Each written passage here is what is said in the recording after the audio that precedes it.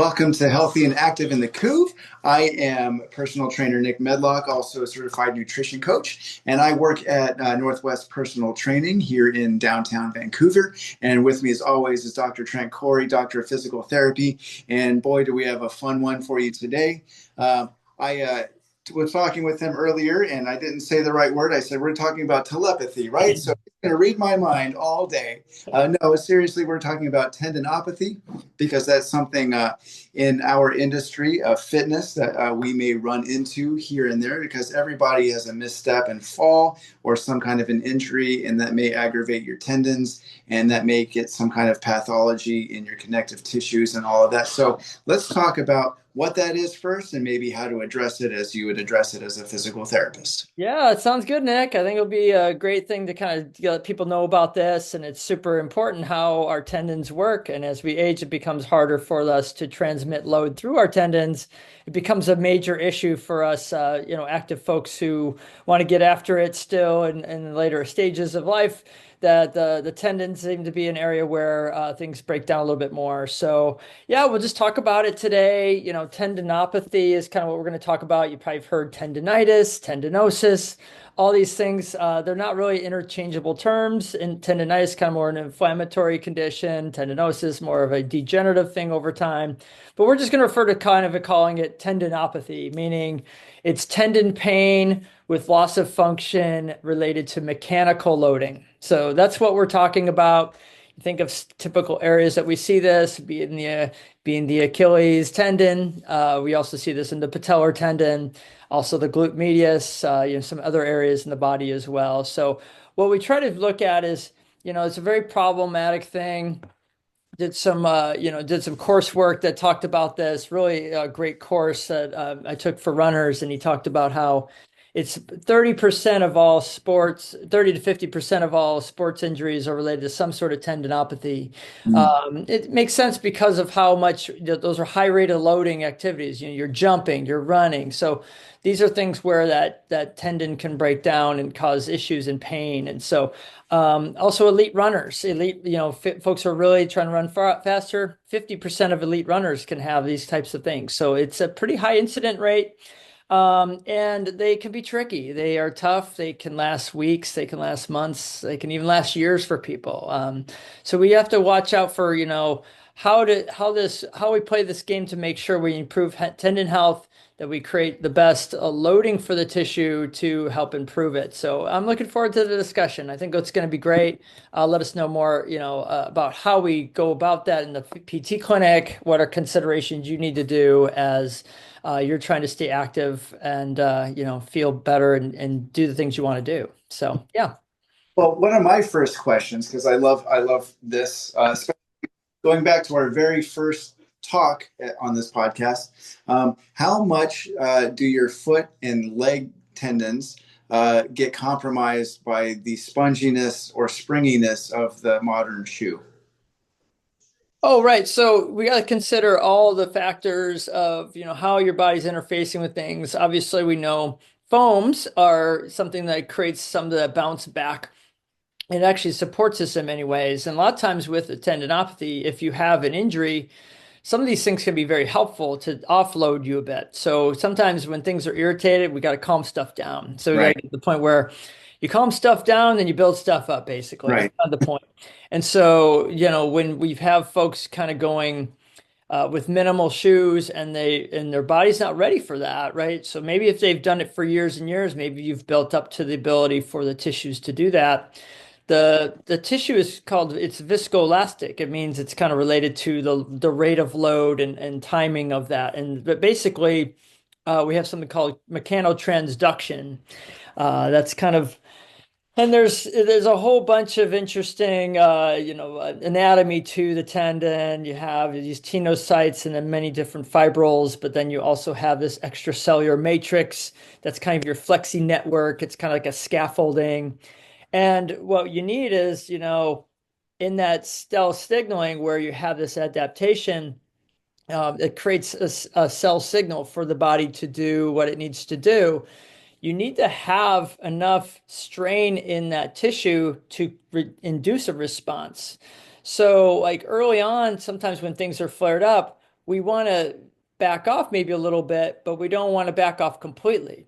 So that's where a lot of people go wrong. You know, an injury they have, let's say it's, I'll just use a patellar tendonitis as one example. Basically, if you completely rest it up, you know, that tissue does not see that load anymore and actually can become weaker and not stronger. So it has a harder time to go back to where you want it to. So we Hmm. see this cycle a lot with runners and active people where they're lifting or they're, yeah, a lot of, you know, I see a lot of runners, of course, but anybody's trying to be active in a sport. If they do an injury, have an injury, then they rest and then they take it easy for a while, they'll feel better, but now that tissue is relatively weaker. And so we need to load it to the appropriate amount.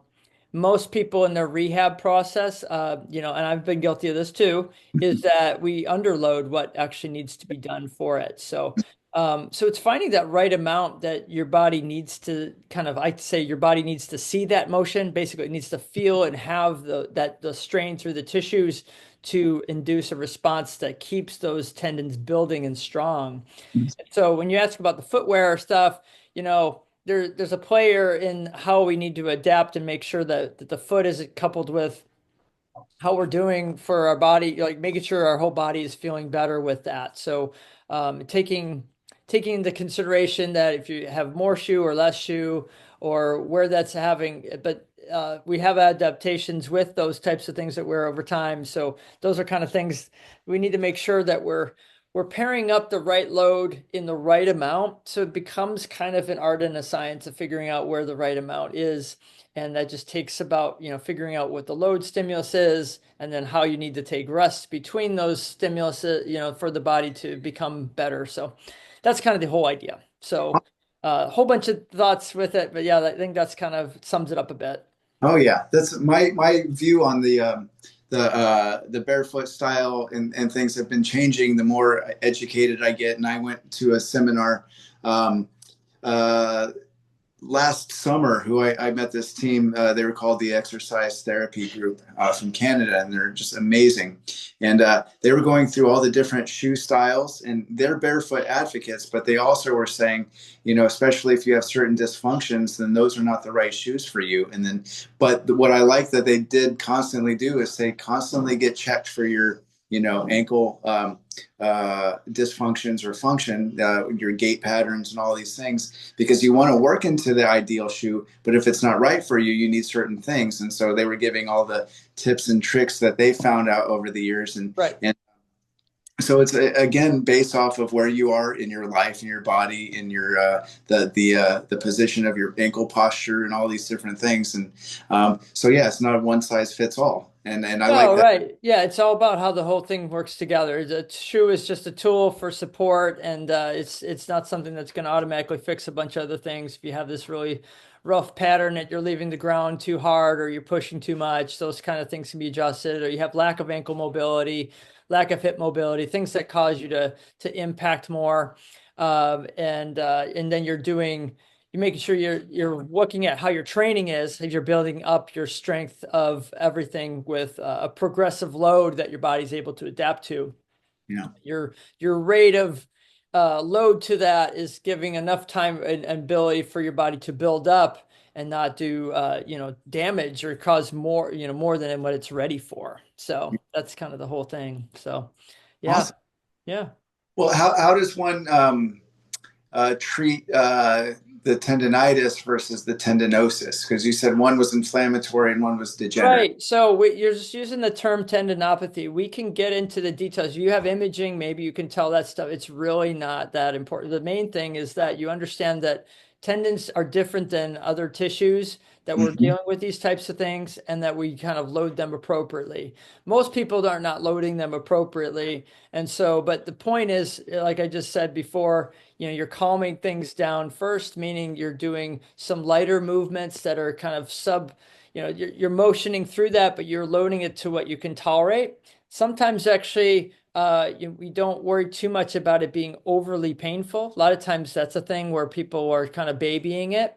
Yeah. So we got to do those loads through those ranges of motion to a point. You know, you don't want to be, you know, completely flared up every single time, but there are points where we need to kind of do a little bit more to that. So, um, we can get caught up in the vernacular and what's happening, and a lot of people get into the imaging and like is that related to pain? Like a lot of times imaging does not equal pain, and so we have these things where it's not a complete thing that we have to be as concerned with, as long as we're seeing what's in front of us and how we can progress that. And so um, it's super important because it's an energy storage technique. It's like a spring. Yeah.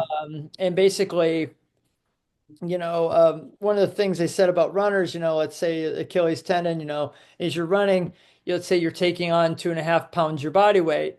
Well, very few runners can, do a single leg squat, 2.5 pounds your body weight, right? Right. So how are they doing that, right? Well, the answer is tendons. It's that energy storage and release. It's going through our body. It's going through that spring and being able to release that energy to help you go forward. So Yeah. that's kind of how important it needs to be. That being said, that's where just doing a couple toe raises or something may not be enough for you to create a change. You may have to go up with two, down with one, or all the way through a range, or wear a backpack, or something heavy, or put weights in your hand to do that. But also the rate of loading is very important too. It's not just about, so there's several considerations and many movements that we show people on how to do it based on their ability. I'm just kind of thinking about Achilles, but same thing with the patellar tendon. Those are kind of the more common ones we see. So Nice. yeah. Is nutritional things that are to be considered for tendons in particular? I kind of don't really go too much into that with people. The more things are, you make sure that people are nourishing themselves. The key part is that, as long as things are in a good stage, that we're able to, you're not having any situations where you're trying to cut weight or something, you're not eating well, or those kind of things, like thinking about paying the energy bill, so to speak, right? Is how we have energy ability to go through our bodies and to nourish. This area, especially in tendons, you think of a muscle diagram, you'll see that the tendons, like your tendons in your rotator cuff or you're on your knee, they're all white. They're all white on the tendon, so basically there's not as much good blood flow in that area, though there are some blood flows in the adipose surrounding it and like the sheaths and that kind of thing, but not as much to the tendon itself. It still has vascularization, but it's just harder to get to. So we find that nourishing the joint, nourishing the tendons is through the loading. As Mm. long as you generally have good nutritional ability, sure, collagen is a big factor of it because collagen one is kind of a major part of collagen one is one of the major components of extracellular matrix, though there are several other classes of collagen. There's about, 12 or so. There's so many different types of collagen. But that kind of helps with that matrix. You try to help build that. So some people can find that working well. We talk about blood flow. Could you do red light therapy to it? Could you just, but basically staying in the lane that I'm doing, we need to move and we need to get things out of there. And a lot of times people will actually have tendon pain. It actually has to do with some localized swelling inside of there. So a lot of times people will feel better as they get moving. So I have a lot of runners who might have patellar tendonitis or something. And actually, a lot of times, if I can keep them running, I'm going to keep them running because that's Yeah. going to help them cycle and load what their body needs to see. But we also may need to decrease that load. So let's say they're a 7-minute mile runner, or, if I can drop them down to an 8:30 mile, that can actually decrease that load by up to 50%. So Wow. they can still get the run in, right? They're happy that they're running at all, but then Hmm. we're lessening it, but we're still putting a strong load through the tissue because we want to, back off a little bit, let it heal, but then progressively build up with other exercises we do. So that's kind of the whole point, is like, can we load them in ways that are therapeutic? And so it's all about the load, those little tenocytes, the whole structure, the tendon muscle complex, how that all works together. We want to build up that. And so that happens through movement, it happens through loading. And so, some people will say, oh, if I have tendonitis, I'll just take a BPC, 157 or what, like all these things, right?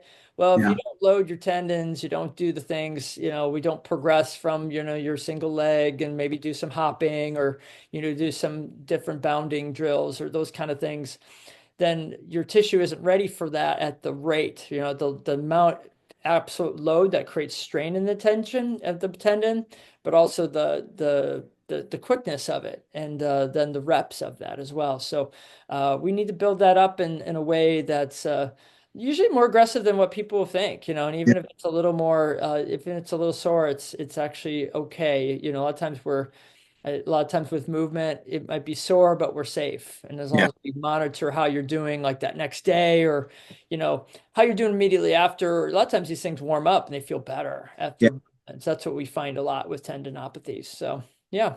I find that a lot with a lot of different injuries. When you move appropriately, you give it a good 10 minutes or more of like slow movement and warming up at an appropriate stage of the injury or post injury.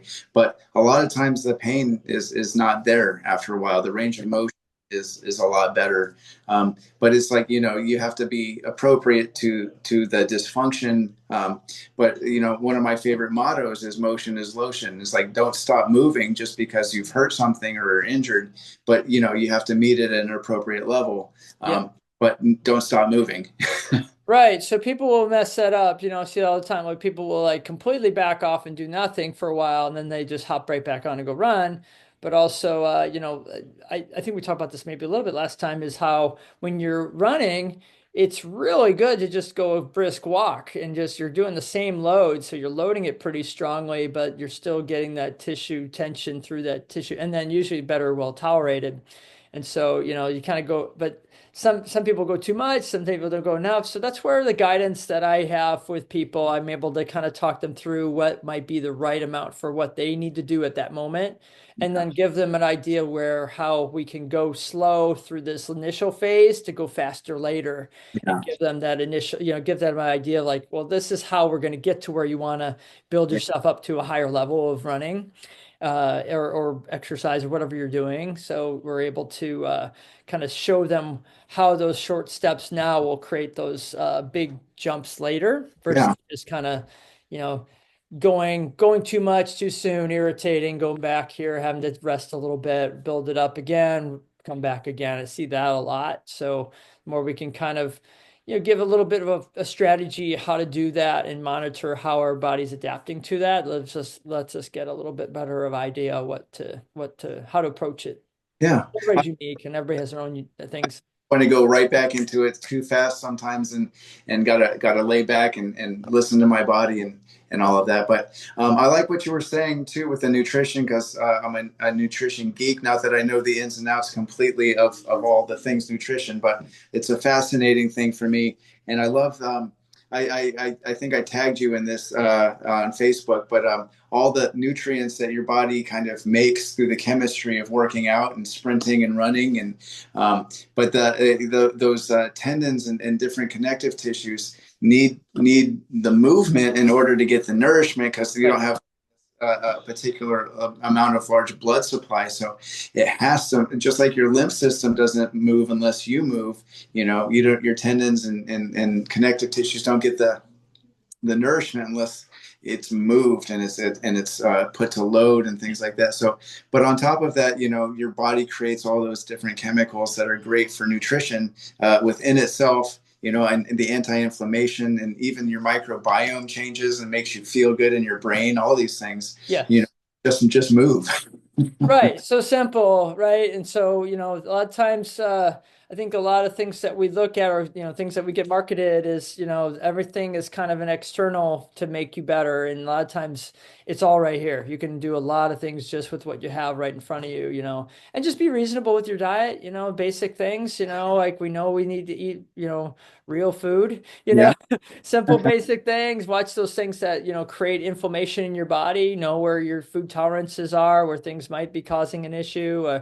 But, the more we can kind of get that to those deeper depths to those areas, that's going to create a better effect. And so, no better way than moving from within. You're actually helping those tissues. And we talked about a little bit of the cell signaling just a little bit ago, how that cell signaling happens through that mechanotransduction, through that loading, the cells go, oh, something's going on. I better signal to build here. And so that helps your body know where to go to help this happen. That's how it works. So we're going to take advantage of that. And so, yeah, movement is key, loading is key. Finding the right appropriate load is the basics of the whole process. And it is a little bit of an art and science, but the more we can kind of focus on, how to progressively build that up, then we have tendons and ligaments, or have tendon complexes that are stronger than when we started, and then can continue to stay strong because that whole length of muscle, tendon, bone, all the things work together. And if we have too built up muscle and the tendon's weak, that's where things kind of go awry. So it's also important to train through that entire range of the motion. A lot of people may lock out with a shorter range, like think of like a squat. If people can't go full depth squat, well, they're only going to train through, or even just a regular knee extension machine, they might only go through one little bit of the phase of the motion. So going all the way in, all the way out, those kind of things, making sure that those tendons are adapted. We talked about knees over toes. We talked Yeah. about getting some length through the full range. You're working that. Those further ranges put different tensile loads on it that may not be as high of a load in that the higher degree of pull, but we just have to be considerate of where those things are going, and also looking at where attachments are. And sometimes we need a little relative break for that tissue as it heals, and then we can start loading it appropriately. So Well, fantastic. I think one last question I was going to have you already answered, but I was going to say, yeah, I know where you're going to go with it. How do we prevent the tendonitis, tendinosis, tendinopathy kind of stuff? But I think you already started to address it there with moving in full range of motion and doing it at appropriate levels and tensions. that's right. Yeah. So just making sure that we're considering these things, especially as we get older, like I definitely noticed as I hit 40 and above now, it's like become a lot more challenging for those tissues they become a little more, I don't say brittle, but just more difficult for them to manage loads a little bit more.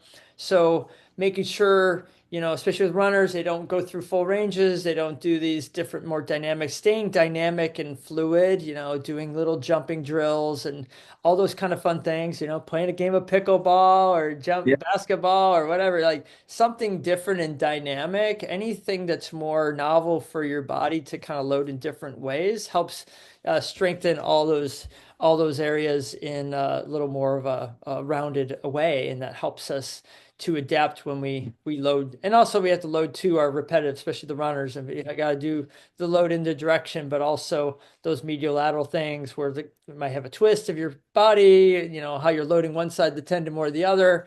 All these considerations happen when we're seeing somebody, but in general, just staying active, but building up. So, people get excited. The weather's nice out there. Yeah. Yeah. So you might just go for it. You just have to realize, if your body hasn't been hasn't been doing an hour of an exercise, and you've only been doing 20 minutes, or you haven't run at all or done anything, your body needs time. And so Yeah. building that up over time is kind of like compound interest. You keep saving and your body can draw upon it. That's kind of how I view it, is your Yeah. body needs time to get that resilience kind of dialed into your body. Your body's able to adapt really well because you have all that tissue resilient to what you're loading it. So Awesome. yeah. Fantastic. Well, I was hoping that that's exactly where you were going to go. And yep, that was it. So, yeah, You were reading my mind, telepathy comes around there, right there. You knew it. well, great talk. Thank you so much. I love all these explanations of these bigger words too.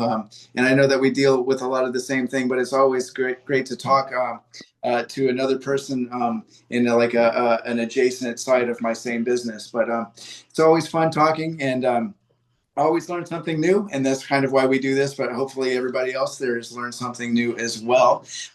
Anything coming up that's exciting that you want to tell everybody about? So I'm just coaching at Skyview, and we have a bunch of good runners right now, and it's just been fun in track. So go check out some track meets. It's fun. It's just a good time. I don't have anything major right now. I'll probably be having some running classes here in the future, but yeah, we'll just kind of get through the spring here. It's been a busy season with running, and it's been fun. It's been great to see a lot of great improvements. So those are the things we're looking forward to this spring. Right on. Well, as for Northwest Personal Training, we are having a seminar downtown that we're being a part of. Sherry, I believe, will be speaking at this. It's called M Factor. It's about menopause and women's health. And then in June, I'm going to be having somebody come in and talk about men's health. And she is a functional nutritionist, and we're going to geek out on nutrition and ways that we can help our testosterone levels and different levels in our bodies for hormone and health, but all through nutrition. So that's a fun one. I'm going to definitely enjoy that one, just being a nutrition nerd, and I'm going to learn so much because she does not medicine, functional nutrition in a Ayurvedic style and a Chinese medicine type of style. So we'll be talking herbs and different things like that too. So I'm Very excited. cool. And we can post all the information on the websites, but if you're interested, definitely ask us. We can give you some more information. So Yeah.